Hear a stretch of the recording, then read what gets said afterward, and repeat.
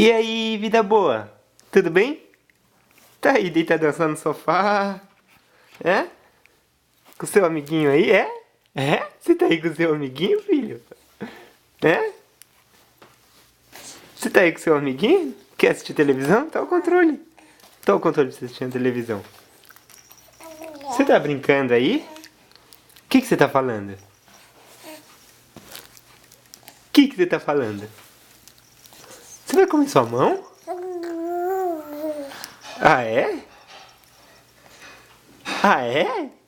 Você vai comer sua mão? É? O que você vai comer, filho? Sua mão? Uhum. Que mais você vai comer? Seu bonequinho também? Vamos ficar retinho, vamos ficar retinho.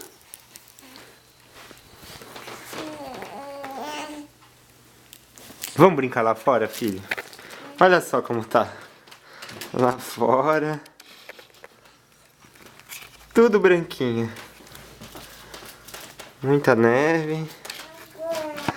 Eita sol, hein?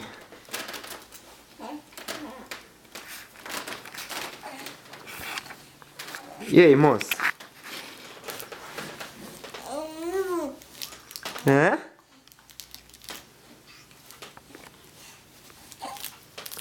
Vai comer sua mão? Ou vai assistir televisão? Cadê a mamãe? Não tá aqui? Fica mostrando a casa uma bagunça, né, filho? Não pode, né? Você tá brincando com seus amigos? Tá? Olha que bom fazer um videozinho durante o dia, né? Hoje o papai chegou mais cedo. Último dia de aula.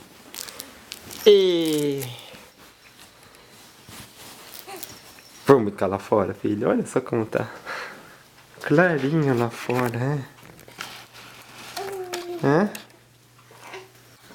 Olha que legal. Fazer compras. Levar o carrinho nessa neve, né? Não tem nada de engraçado, né? Olha lá o cidadão tendo que limpar o carro cheio de neve. Ele passa a vassourinha, raspa o vidro. O papai também tem que fazer isso, né?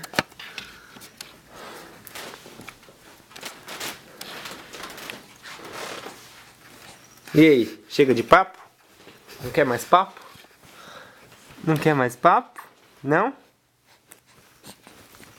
Não quer mais papo, filho? Você quer conversar com o papai?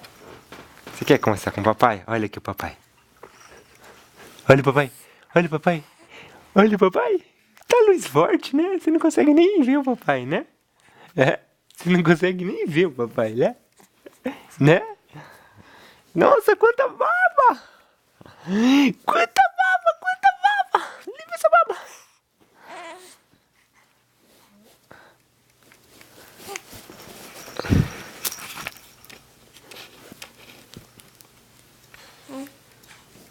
Dá tchau.